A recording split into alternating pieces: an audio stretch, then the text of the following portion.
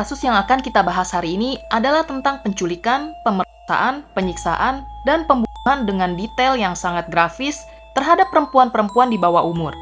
Buat kalian yang gak kuat mendengar tentang penyiksaan secara detail, please skip aja video ini dan semoga kita bisa ketemu di video lain. Hai guys, selamat datang di channel Wow Ternyata. Pada tahun 1977, Lawrence Sigmund Bideker dan Roy Louis Norris bertemu di California Men's Colony saat menjalani hukuman atas perampokan dan penyerangan. Mereka menjadi teman dan menemukan bahwa mereka memiliki minat terhadap hal yang sama, yaitu wanita muda, khususnya remaja. Mereka menjadi dekat dan mulai berbagi fantasi mereka, yaitu mendominasi, menyiksa, dan memperkosa gadis-gadis ini. Tidak berhenti di situ, mereka mulai merencanakan cara-cara realistis untuk menculik wanita, menyiksa, dan memperkosa mereka. Selama berbulan-bulan, mereka telah merencanakan dan bahkan sudah menetapkan usia target, yakni 13 hingga 19 tahun. Mereka berpikir semakin muda wanita tersebut, semakin mudah untuk mendominasi mereka. Jadi, siapakah pria-pria ini? Dan bagaimana mereka merealisasikan semua fantasi gila mereka yang telah mereka rancang bersama selama pertemuan mereka di dalam penjara? Dan bagaimana pula akhirnya mereka bisa tertangkap? Mari kita bahas satu persatu. Mari kita mulai dengan pria bernama Lawrence Sigmund Bideker. Lawrence lahir di Pittsburgh, Pennsylvania pada tanggal 27 September tahun 1940 sebagai anak yang tidak diinginkan dari kedua orang tuanya. Tidak lama setelah dia lahir, Lawrence ini diserahkan untuk diadopsi dan dibawa ke panti asuhan. Untungnya dia kemudian mendapatkan orang tua asuh, yakni George Bideker dan istrinya. George Bideker bekerja di industri pesawat terbang, namun karena Perang Dunia Kedua, dia harus sering berpindah-pindah tempat untuk pekerjaannya. Nah, selama masa kecilnya si Lawrence ini, mereka tinggal berpindah-pindah dari Pennsylvania, Florida, Ohio, dan akhirnya ke California. Meskipun sudah diadopsi, Lawrence ini ternyata tetap memiliki masalah pengabaian yang sangat besar, dan ini dipicu oleh fakta bahwa mereka itu sering berpindah-pindah. Jadinya si Lawrence ini tidak bisa menjalin persahabatan sejak dia berusia 12 tahun. Selain itu, Lawrence juga termaksud anak yang problematik. Dia pernah ditangkap beberapa kali, terutama karena mengutil. Dia itu nggak pernah berhati-hati supaya dia tidak tertangkap, artinya dia itu nggak peduli kalau dia melakukan sesuatu yang salah. Karena dia memang melakukan apa yang dia inginkan, terutama untuk mendapatkan perhatian. Dan selama masa remajanya, Lawrence itu terus terlibat masalah kecil dengan polisi, terutama karena pencurian dan perampokan. Sebenarnya ya, selama masa sekolah menengahnya, Lawrence itu diketahui sangat-sangat cerdas. Dia memiliki IQ 138 yang pada dasarnya bisa dibilang jenius. Tapi sayangnya Lawrence merasa sekolah itu nggak berguna, dan karena merasa kurang tertantang, dia akhirnya putus sekolah pada tahun 1957. Nah, setelah dia putus sekolah, Lawrence ditangkap karena pencurian mobil dan tabrak lari. Nah, atas pelanggaran ini, Lawrence dipenjara di Otoritas Pemuda California sampai dia berusia 18 tahun. Tapi setelah dia bebas, dia terus-terusan melakukan pelanggaran demi pelanggaran sejak awal usia 20-an. Di dalam salah satu persidangannya, pemeriksaan medis mengungkapkan bahwa Lawrence mengidap paranoid dan hampir psikotik. Sayangnya si Lawrence ini selalu dibebaskan lebih awal, dan setiap kali dia sudah bebas, dia akan kembali ke jalan dan melakukan kembali kejahatan lainnya. Hingga suatu ketika, Lawrence mencoba mencuri di sebuah supermarket. Namun ada seorang petugas toko mendekatinya, dan si Lawrence ini langsung menikamnya di dada. Untungnya wanita muda itu bisa melarikan diri dan melaporkan hal ini kepada pihak berwenang. Nah, hal itulah yang membuat Lawrence akhirnya harus pergi ke California Men's Colony, tempat dia bertemu dengan Norris pada tahun 1974. Meskipun Lawrence didakwa dengan percobaan pembunuhan dan juga pencurian, dia hanya dihukum karena penyerangan dengan senjata mematikan, yang berarti hukumannya itu jauh lebih ringan. Dan setelah kejadian ini, keluarganya benar-benar memutuskan semua kontak dengan Lawrence, dan hal ini membuat dia merasa ditinggalkan oleh semua orang yang mengenalnya. Dikatakan bahwa masalah pengabaian ini telah memainkan peran yang cukup besar dalam menimbulkan gangguan kepribadian, paranoia, dan kurangnya empati Lawrence terhadap orang lain. Sekarang mari kita bahas tentang siapa itu Roy Lewis Norris. Roy Lewis Norris lahir pada tanggal 5 Februari tahun 1948 di Greeley, Colorado. Ayahnya bekerja di sebuah tempat barang rongsokan dan ibunya hanyalah seorang ibu rumah tangga biasa. Nah, sebenarnya ibunya Norris itu mengandung sebelum ibunya menikah dengan ayahnya. Tapi mereka terpaksa menikah untuk menghindari stigma sosial seputar kelahiran di luar nikah pada saat itu. Ternyata hal ini terus mereka salahkan pada Norris sampai dia tumbuh dewasa, sehingga membuat harga dirinya menjadi sangat rendah. Selain itu, orang tuanya juga cukup mengabaikannya. Tidak pernah ada cukup makanan di rumah, dan dia juga jarang mendapatkan baju baru. Norris mengatakan bahwa orang tuanya sering sekali menyalahkan dia atas hal-hal yang tidak pernah dilakukannya. Selain itu, Norris juga ternyata sering berpindah-pindah, tapi tidak bersama orang tuanya. Kenapa? Karena ibunya menderita kecanduan narkoba dan dinyatakan tidak layak untuk merawat putranya. Jadi, Norris secara teratur dikirim ke berbagai panti asuhan selama bertahun-tahun, di mana dia diduga mengalami kekerasan baik secara mental maupun secara seksual. Sekali lagi, para psikiater menganggap hal ini adalah bagian penting dari gangguan kepribadiannya. Harga dirinya yang sangat rendah, keterasingan, dan riwayat kekerasan akan memainkan peran besar dalam kecenderungan seksualnya yang sangat sadis. Suatu ketika waktu Norris berusia 16 tahun, dia pergi berkunjung ke rumah seorang kerabat yang merupakan seorang wanita berusia 20 tahun. Waktu itu Norris mencoba melakukan pendekatan seksual kepada wanita tersebut dan dia segera saja diusir dari rumah wanita itu. Lalu ketika Norris mulai tinggal bersama dengan orang tuanya lagi, ayahnya diberitahu tentang hal ini dan dia langsung mengancam akan memukul putranya. Norris langsung mengambil mobil ayahnya dan pergi ke Pegunungan Rocky untuk mencoba bunuh diri dengan menyuntikkan udara ke arteri di lengannya. Tapi upayanya itu gagal dan polisi kemudian menemukannya dan membawanya kembali ke orang tuanya, di mana mereka sekali lagi mulai mengingatkan Norris bahwa dia itu tidak diinginkan dan mereka nggak peduli terhadap Norris. Waktu Norris berusia 17 tahun, dia keluar dari sekolah menengah untuk bergabung dengan Angkatan Laut sebagai teknisi listrik. Dia dikirim ke Vietnam, dan saat berada di sana, dia mulai mengonsumsi marijuana secara teratur. Di saat itulah dia mulai menyerang wanita.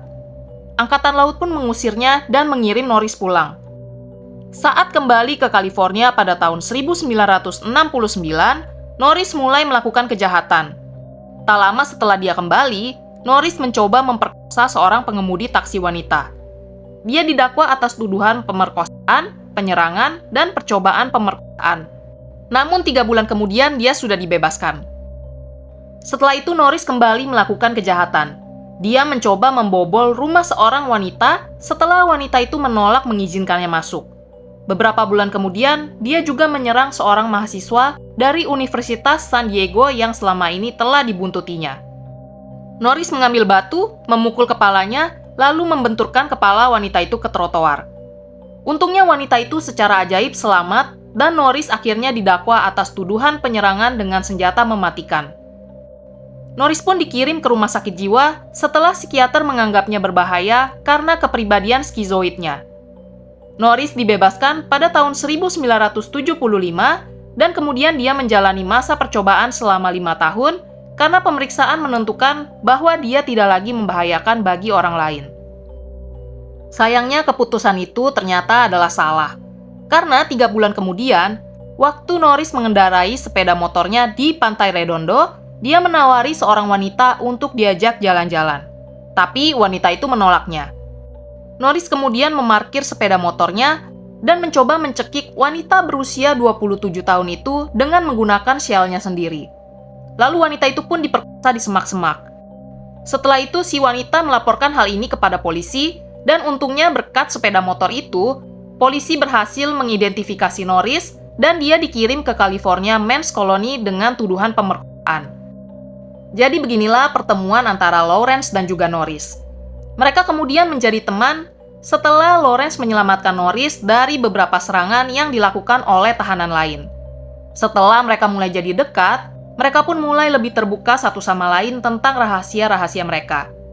Nah, nggak begitu jelas siapa yang mulai memunculkan fantasi seksual yang melibatkan remaja, tapi kemungkinan besar sih si Norris ya. Soalnya kan Lawrence nggak pernah benar-benar terlibat dalam kejahatan seksual apapun sebelumnya. Beberapa psikiater berpendapat bahwa mungkin setelah bertemu dengan Norris, Lawrence mengembangkan hasrat seksual yang aneh ini. Lawrence adalah tipe orang yang selalu membutuhkan sensasi baru. Itulah sebabnya kejahatan Lawrence itu meningkat selama bertahun-tahun. Dia ingin banget mendapatkan perasaan berkuasa karena merasa berada di atas hukum dan dia bisa melakukan apapun yang dia inginkan. Mungkin inilah sebabnya, begitu Norris membuka hasrat dan fantasi seksualnya, Lawrence pun merasa tertantang untuk melakukannya. Norris mulai bercerita kepada Lawrence tentang betapa menggairahkannya wajah dari seorang wanita muda saat mereka diserang. Nah, saat itulah Lawrence mulai mengembangkan fantasinya sendiri, dan dia berkata bahwa jika dia memperkosa seseorang, dia juga akan membunuhnya, karena dengan tidak adanya saksi, berarti kemungkinan untuk dia ditangkap itu menjadi semakin kecil. Lawrence kemudian dibebaskan bersyarat pada bulan Oktober tahun 1978. Dia pindah ke Los Angeles dan mulai berteman dengan remaja setempat untuk mempelajari cara terbaik agar nampak seperti orang yang dapat dipercaya oleh mereka.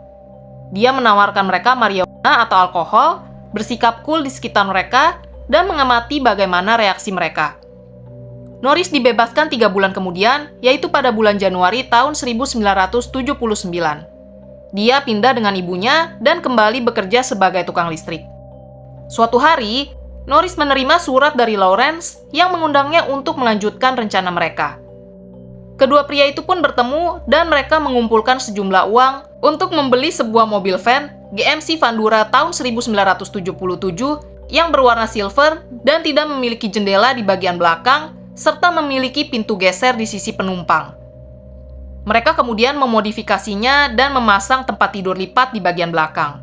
Lalu di bawahnya, mereka menaruh pendingin untuk menyimpan minuman yang merupakan bagian besar dari rencana mereka untuk memikat gadis-gadis remaja masuk ke dalam van. Lalu di samping pendingin itu, mereka juga meletakkan kotak peralatan lengkap yang berisi tang, palu godam, dan pemecah es. Mereka kemudian menamai van mereka itu Murder Mac.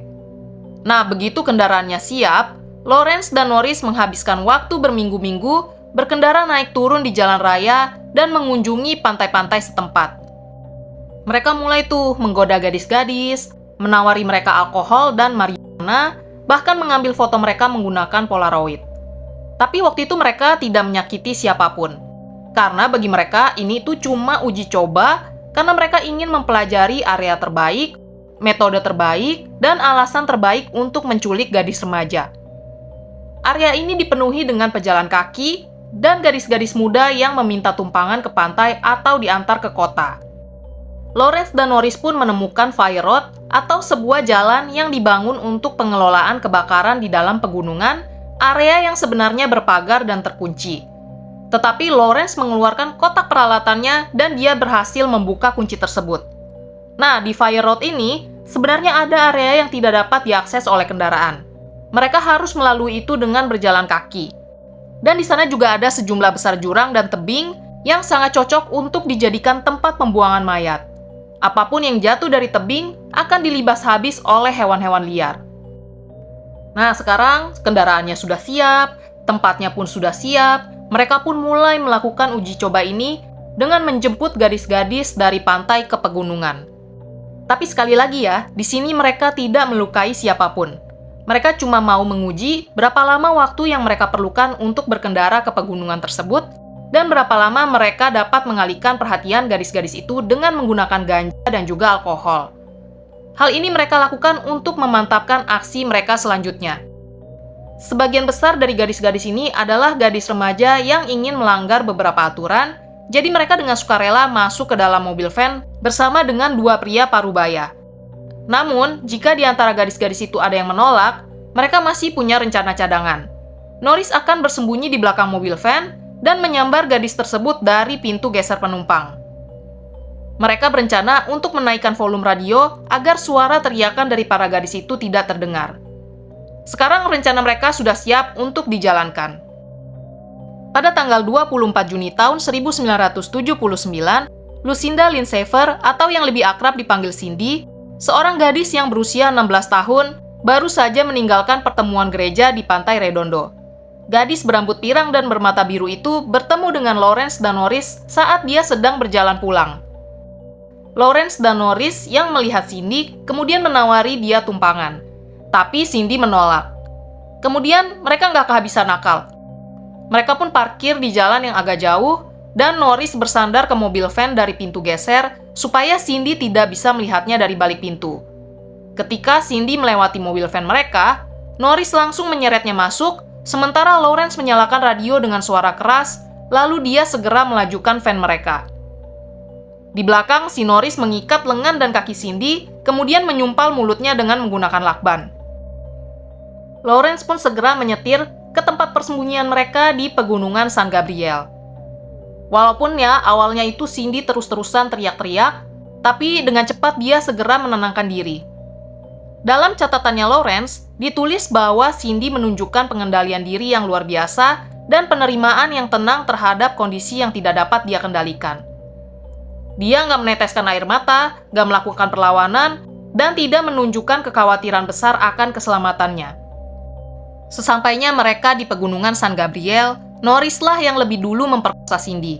Dia meminta Lawrence memberinya privasi, lalu Lawrence pun berjalan-jalan dan kembali 1 jam kemudian. Setelah itu, Lawrence gantian memperkosa Cindy. Nggak selesai sampai di situ aja, Norris pun memperkosa Cindy sekali lagi.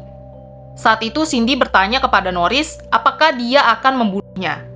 Norris menjawab tidak. Tapi Cindy kayaknya punya feeling, jadi dia tuh meminta waktu sebentar untuk berdoa sebelum mereka membunuhnya. Norris pun mencoba mencekik Cindy. Tapi si Norris terganggu dengan tatapan mata Cindy, sehingga dia malah berlari ke bagian depan mobil dan muntah-muntah. Lawrence kemudian mengambil alih dan mencekiknya hingga Cindy mulai kejang-kejang. Kemudian Lawrence mengambil gantungan baju dari kotak peralatannya dan melilitkannya di leher Cindy menggunakan tang penjepit. Tak lama kemudian, Cindy pun berhenti kejang-kejang dan meninggal dunia. Lalu mereka melempar mayat Cindy agar dilahap oleh hewan liar. Pada tanggal 8 Juli tahun 1979, Lawrence dan Norris sedang berkendara melalui Pacific Coast Highway dan di sana mereka bertemu dengan Andrea Joy Hall yang merupakan seorang pejalan kaki berusia 18 tahun. Kali ini mereka mencoba sesuatu yang berbeda. Norris bersembunyi di belakang mobil van, sementara Lawrence berhenti dan menawarkan minuman dingin kepada Andrea. Nah, saat itu memang hari sedang panas terik, jadi Andrea pun menerimanya. Saat Andrea meraih pendingin di bagian belakang mobil van, Norris melompat ke arahnya dan mencekramnya. Andrea sempat melakukan perlawanan yang cukup keras, tapi terlepas dari itu, mereka berhasil menaklukkan dan memasukkannya ke dalam mobil van, menyumpal mulutnya, mengikat kaki dan tangannya, dan sekali lagi, mereka pergi ke pegunungan San Gabriel. Andrea diperkosa 2 kali oleh Lawrence dan sekali oleh Norris. Ketika Lawrence memperkosa Andrea untuk kedua kalinya, tiba-tiba tuh Norris kayak melihat sebuah cahaya yang dia yakin banget berasal dari lampu depan sebuah kendaraan yang mendekat. Lawrence pun menutup mulut Andrea dengan tangannya, lalu menyeretnya masuk ke semak-semak. Sementara Norris membawa mobil mereka untuk mencari kendaraan yang dia kira telah dia lihat, tapi ternyata nihil, nggak ada apa-apa. Ketika Norris kembali, mereka akhirnya pindah ke lokasi yang lebih jauh di pegunungan San Gabriel. Disinilah Lawrence menyuruh Andrea berjalan tanpa mengenakan busana apapun dan kemudian menyuruhnya berpose untuk foto Polaroid dalam beberapa posisi. Norris pergi untuk membeli bir di suatu tempat. Ketika Norris kembali, ternyata Lawrence telah membunuh Andrea. Nah, di sana Lawrence memperlihatkan begitu banyak foto Polaroid yang dia ambil yang menggambarkan ekspresi ketakutan Andrea saat itu. Jadi itu ternyata ketika si Norris pergi membeli bir, Lawrence meminta Andrea membuat daftar alasan kenapa Lawrence harus membiarkannya hidup. Namun, pada akhirnya, Lawrence tetap menusuk telinga Andrea dengan menggunakan kapak es hingga mencapai ke otaknya. Lalu dia membalik tubuh Andrea dan menusuk telinga satu lagi menggunakan kapak es lalu menginjaknya hingga gagangnya patah. Setelah itu, Lawrence mencekik Andrea dan melempar tubuhnya ke tebing. Pada tanggal 3 September tahun 1979, Lawrence dan Norris melihat dua gadis bernama Jackie Doris Gilliam yang berusia 15 tahun dan Jacqueline Leah Lamb yang berusia 13 tahun duduk di bangku halte bus dekat pantai Hermosa. Lawrence dan Norris mendekati kedua gadis itu dan menawari mereka tumpangan, minuman, dan marijuana. Kedua gadis itu pun menerima semua tawarannya dan masuk ke dalam mobil van. Tapi waktu Lawrence mulai mengemudi, gadis-gadis itu menyadari kok kayaknya mereka malah dibawa keluar dari Pacific Coast Highway menuju ke arah pegunungan San Gabriel. Jadi mereka pun mulai panik dan mulai protes. Lawrence dan Norris mencoba membuat berbagai alasan untuk menipu kedua gadis itu, namun mereka tidak berhasil. Leah mencoba membuka pintu geser penumpang untuk keluar, tetapi Norris memukul kepalanya dengan menggunakan tas berisi pemberat hingga si Leah pun langsung pingsan. Lalu Norris segera beralih ke Jackie dan dia mengikat serta menyumpal mulut Jackie. Leah yang cuma pingsan sesaat, kemudian kembali mencoba melarikan diri sekali lagi. Namun, Norris berhasil menangkapnya, memutar lengannya ke belakang punggung, dan menyeretnya masuk ke dalam van. Lawrence yang menyadari terjadinya pergumulan antara Norris dengan kedua gadis itu pun segera menghentikan mobil lalu meninju wajah Jackie dan membantu Norris mengikat dan menyumpal mulut kedua wanita tersebut. Setelahnya Lawrence pun kembali mengemudi dan sesampainya mereka di pegunungan San Gabriel, Lawrence dan Norris bergantian menyerang gadis-gadis itu secara fisik dan juga seksual, serta membuat mereka berpose untuk Polaroid pornografi. Namun kali ini, tidak seperti yang mereka lakukan pada serangan sebelumnya, mereka menahan kedua gadis itu selama 2 hari. Lawrence dan Norris tidur di dalam mobil bersama kedua sandera mereka dengan masing-masing bergantian berjaga dan mengintai. Nah, pada suatu kesempatan, Lawrence berjalan bersama Leah ke sebuah bukit dan memaksanya untuk berpose tanpa busana untuk difoto. Dia juga meminta bantuan Norris untuk mengambil foto dia dan Jackie sedang berhubungan badan. Lawrence juga merekam momen saat dia memperkosa Jackie dan memintanya untuk bermain peran sebagai sepupunya saat dia tengah memperkosanya. Kedua gadis itu disiksa dengan sangat kejam, bahkan Lawrence dengan tega menusuk payudara Jackie dengan kapak es dan menggunakan tang penjepit, dia merobek sebagian dari salah satu putingnya. Setelah 2 hari ditawan, Jackie akhirnya dibunuh dengan cara ditusuk kedua telinganya menggunakan kapak es, lalu dicekik hingga mati. Sementara Leah dipukuli dengan palu godam berkali-kali oleh Norris, sebelum akhirnya tewas dicekik oleh Lawrence. Mayat kedua gadis itu pun kemudian dilemparkan ke semak belukar. Jackie dan Leah dilaporkan hilang oleh keluarga mereka, tetapi polisi menganggap ini sebagai sebuah kasus pelarian yang merupakan sesuatu yang memang sering terjadi di tahun 70-an. Pada tanggal 31 Oktober tahun 1979, Norris dan Lawrence melihat Shirley Lynette Ledford yang berusia 16 tahun. Shirley saat itu sedang mencari tumpangan setelah pesta Halloween karena dia bertengkar dengan kekasihnya. Diduga, Shirley mau saja menerima tawaran dari Lawrence dan Norris karena dia sudah mengenal Lawrence yang sering mengunjungi restoran McD tempat dia bekerja paruh waktu sebagai pelayan. Setelah masuk ke dalam van, Shirley ditawari ganja oleh Norris namun ditolaknya. Kali ini karena mereka begitu jauh dari tempat persembunyian di pegunungan San Gabriel, mereka pun memutuskan untuk memperkosa dan menyiksanya saat dalam perjalanan. Norris mengeluarkan pisau untuk mengancam Shirley, kemudian dia mengikat dan menyumpal mulutnya dengan selotip. Setelah itu, Lawrence bertukar tempat dengan Norris. Norris berkendara selama lebih dari 1 jam tanpa tujuan. Ketika itulah Lawrence yang duduk di belakang bersama dengan Shirley, melepaskan sumpalan mulut gadis itu, menampar, lalu memukulinya sampai Shirley berteriak. Nah, saat Shirley berteriak, Lawrence malah menyuruhnya berteriak lebih keras lagi sambil terus memukulnya. Di situ Shirley mulai menangis dan memohon kepada Lawrence. Namun, Lawrence malah menyuruhnya untuk berteriak sekeras yang dia mau sambil memukulnya menggunakan palu, meninju payudaranya, dan menyiksanya dengan tang ketika dia memperkosa dan menyodominya. Lawrence juga membawa perekam pita dan merekam seluruh audio serangan tersebut. Setelah itu tibalah giliran Norris yang memperkosa dan menyiksa Shirley. Ia memukuli sikunya dengan palu godam sebanyak 25 kali berturut-turut. Serangan itu berlangsung sekitar 2 jam sampai Norris mencekiknya dengan gantungan baju dan tang. Mereka lalu membuang mayatnya keluar dari mobil van dan meninggalkannya di halaman rumput Sunland. Mayat Shirley ditemukan pagi-pagi sekali oleh seorang pelari yang segera menelpon polisi. Berdasarkan hasil otopsi, Shirley dikatakan mengalami luka tekan di leher, trauma tumpul di kepala, wajah, dan payudara, serta mengalami robekan vagina dan dubur, dan beberapa patah tulang di siku, luka sayatan di jari, serta luka tusuk di bagian tangannya. Nah, pada titik ini, Lawrence dan Norris merasa sudah berada di atas angin. Mereka merasa mampu mengelabui pihak berwenang. Mereka merasa jejak mereka itu tidak dapat ditemukan, karena selain mayat Shirley, tidak ditemukan mayat dari 4 korban sebelumnya. Namun untungnya tidak ada kejahatan yang sempurna. Sebelum menculik Shirley Lynette Ledford, mereka sempat menculik seorang wanita muda bernama Robin Robeck dengan menyemprot gas air mata di wajahnya sebelum menyeretnya masuk ke dalam van dan memperkosanya secara bergantian. Namun entah bagaimana caranya, Robin berhasil melarikan diri dan melaporkan hal ini kepada polisi. Sayangnya Robin tidak mengingat plat nomor mobil pelaku dan karena matanya disemprot, dia tidak begitu jelas melihat wajah pelaku. Yang dia ingat adalah pelaku menggunakan mobil van berwarna silver. Lalu pada bulan November tahun 1979, Norris bertemu dengan mantan teman satu selnya yang bernama Jimmy Dalton. Nah, di situ Norris mulai membual tentang pembunuhan yang dilakukannya bersama Lawrence. Norris benar-benar memberitahu semua detail kejahatan yang mereka lakukan selama 5 bulan sebelumnya.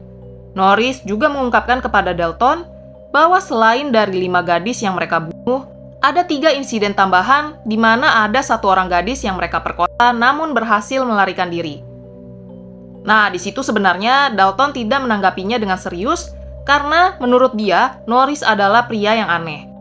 Norris pernah mengarang cerita sebelumnya, jadi si Dalton berpikir bahwa kali ini juga Norris hanya mengarang sebuah cerita agar terlihat tangguh.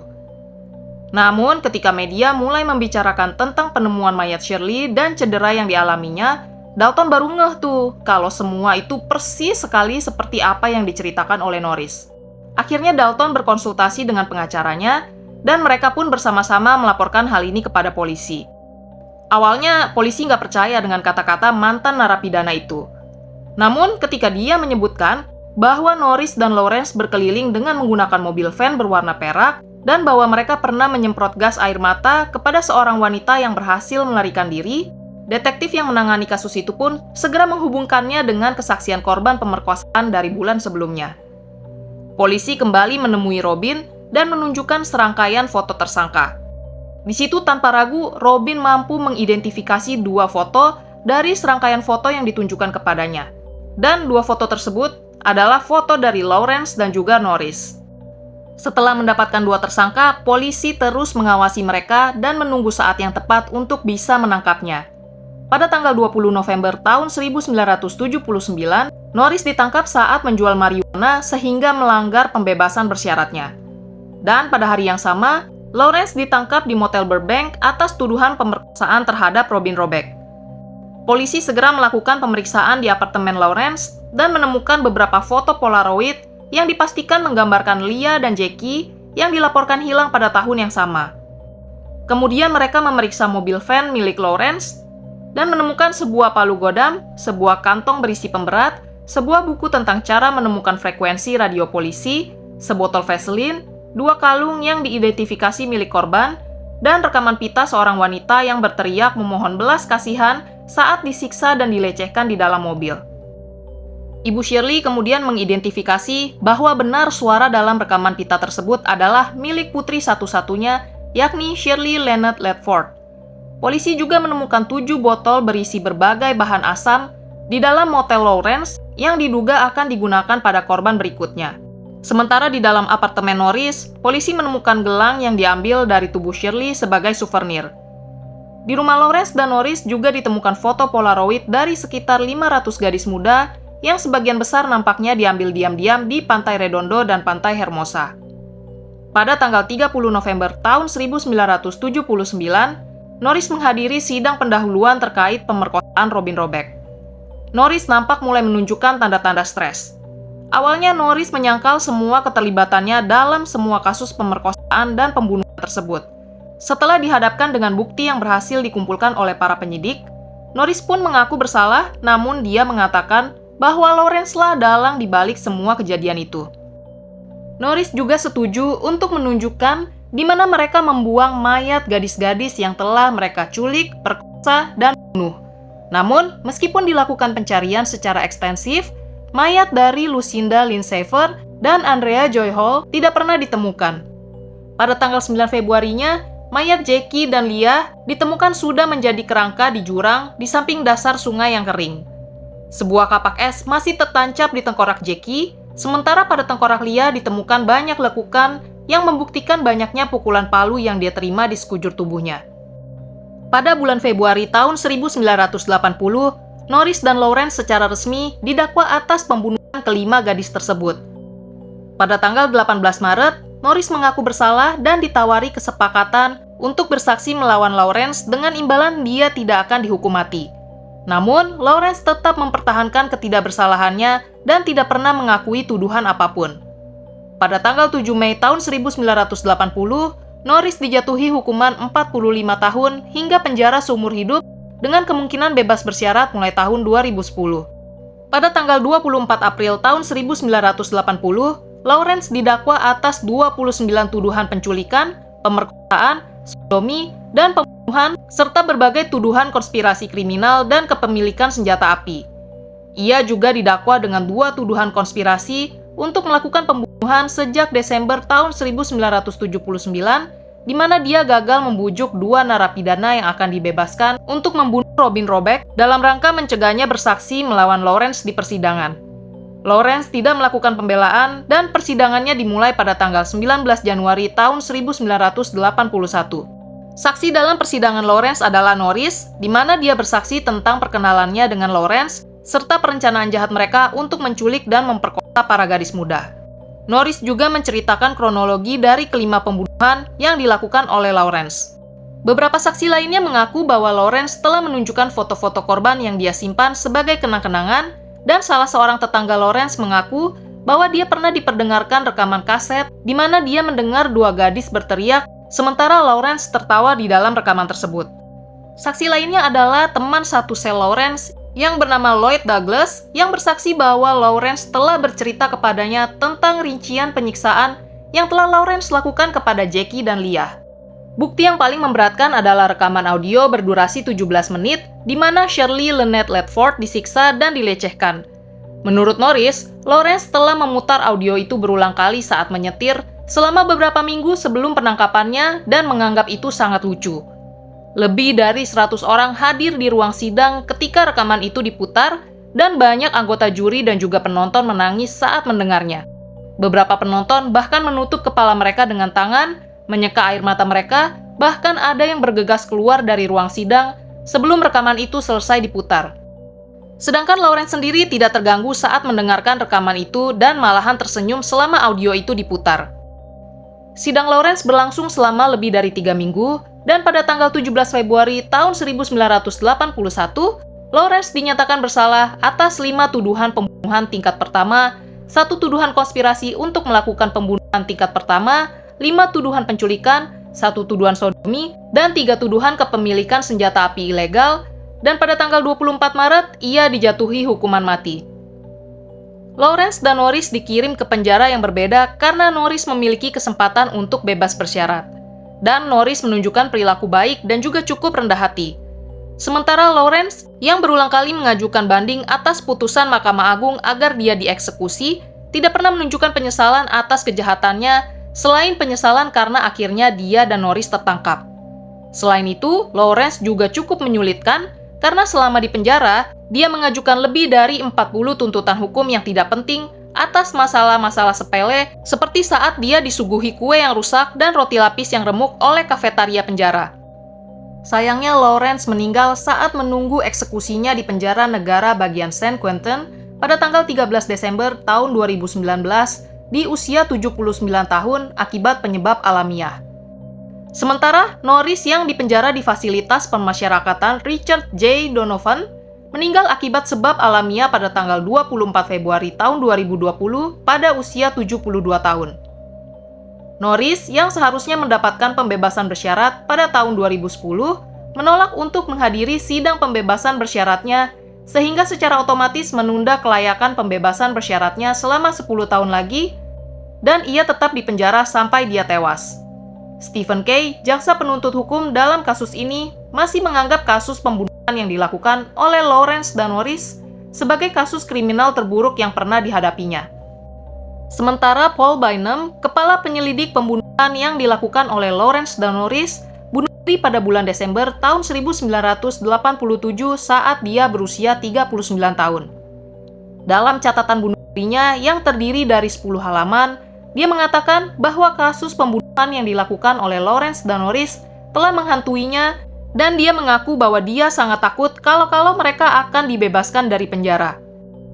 Kaset audio pelecehan dan penyiksaan yang dilakukan oleh Lawrence terhadap Shirley Lynette Ledford digunakan untuk melatih agen FBI agar tidak terganggu terhadap kenyataan penyiksaan dan pembunuhan. Kasus ini dikenal dengan nama The Toolbox Killer karena sebagian besar peralatan yang digunakan untuk menyiksa dan membunuh korbannya adalah barang-barang yang biasanya disimpan di dalam kotak peralatan rumah tangga.